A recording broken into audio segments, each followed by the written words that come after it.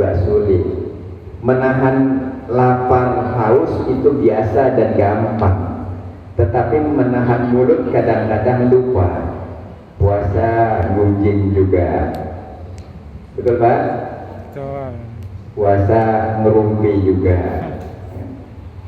Kemudian kita kembali ke ayat tadi. Ayat tadi diawali dengan subhan. Subhan itu adalah kalimatun thayyibah, kalimat-kalimat yang baik dalam Al-Quran yang ketika kita ucapkan berpahala. Contoh Assalamualaikum, mudah diucapkan, mudah dipraktekkan, bernilai ibadah. Kalau kita baca ayat Quran, wa idza quyitum bi tahiyyatin fahayyu bi ahsana minha aw rudduha. Gitu Ustaz ya.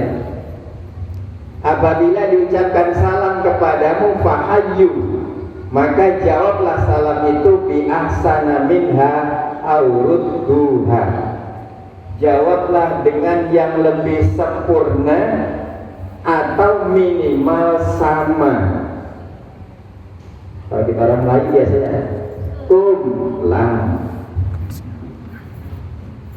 Assalamualaikum, minimal kita jawab waalaikumsalam. Tapi kalau kita jawab waalaikumsalam belum sama, karena sudah kehilangan dua huruf, yaitu alif lam samsiahnya, alif dan lamnya. Jadi menjawab salam itu sunnah. Maaf, mengucapkan salam itu sunnah. Ada yang rekam ya? Jadi saya ulangi. Jadi mengucapkan salam itu sunnah, tetapi menjawab salam itu wajib. Karena di situ fahayyu, maka hendaklah kamu menjawab. Fahnya adalah fajawab. Betul Bu? Ibu. Jadi kalau ada orang salam wajib dijawab minimal sama. Kalau orang lain menjawab Assalamualaikum warahmatullahi wabarakatuh, kita jawab Waalaikumsalam warahmatullahi wabarakatuh, kurang. Makanya alif lamnya jangan tinggal. Waalaikumsalam warahmatullahi wabarakatuh, itu baru sama. Fahayyu bi ahsana minha, dengan yang lebih baik dari itu, awrudduha, atau minimal sama. Melihat sesuatu yang cantik, subhanallah. Melihat sesuatu yang luar biasa, masya Allah. Melihat sesuatu yang kurang baik, innalillah. Ada musibah, innalillah. Salah satu diantaranya adalah subhanallah. Subhanallah walhamdulillah wa la ilaha illallah wallahu akbar. Jadi ayat ini diawali dengan subhanalladzi asra bi 'abdihi lailan minal masjidil harami ilal masjidil aqsa. Subhanallah, maha suci Allah. Allah itu suci, menerima yang suci-suci. Allah itu baik, la yuqbalu illa thayyiban, tidak menerima kecuali yang baik-baik. Allah itu suci dari segalanya. Ketika kita sudah bertauhid kepada Allah Subhanahu wa ta'ala, jangan sekali-kali kita melakukan syirik kepadanya. Jadi kalau kita runut dari 114 surat, 30 juz, 6.236 ayat, untuk para nabi terdahulu itu tidak ada yang diawali dengan kata-kata atau kalimat subhanallah. Ketika menciptakan Adam, Allah menyatakan inni ja'ilun bil ardi khalifah. Wa idh qala rabbuka lil malaikati inni ja'ilun fil ardi khalifah. Malaikat, aku hendak menciptakan di muka bumi seorang khalifah. Tidak menggunakan kata-kata atau kalimat Nabi Ibrahim ketika beliau terbebas dari dibakar oleh Raja Namrud api, maka Allah juga tidak menggunakan kata subhanallah. Qul ya narukuni bardaw wa salaman ala Ibrahim. Ketika Musa tenggelam di laut merah juga tidak menggunakan kalimat subhanallah. Ketika Yunus masuk perut ikan juga tidak menggunakan kalimat subhanallah. Ketika Nabi yang paling kaya sekalipun yaitu Nabi Sulaiman mendapatkan harta yang melimpah ruah segunung juga tidak menggunakan kalimat subhanallah. Ternyata kalimat subhanallah hanya diperuntukkan oleh Allah kepada baginda Rasulullah sallallahu alaihi wasallam. Subhanalladzi asra.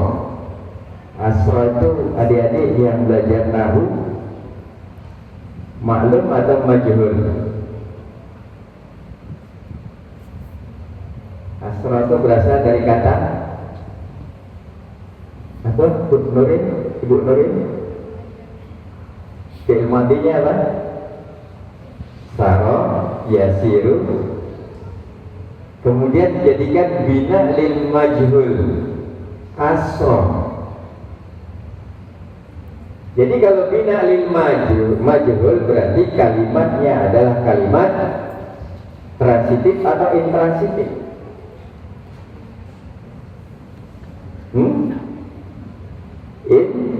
Intransitif, tidak perlu mafhum. Ya. Jadi bina lil majhul asra berarti diperjalankan. Dia sebagai objek bukan sebagai subjek. Subjeknya siapa? Allah Subhanahu wa ta'ala. Allah yang memperjalankan, bukan keinginan Muhammad, bukan kehendak Muhammad, bukan atas inisiatif Nabi Muhammad SAW, tapi atas kehendak Allah.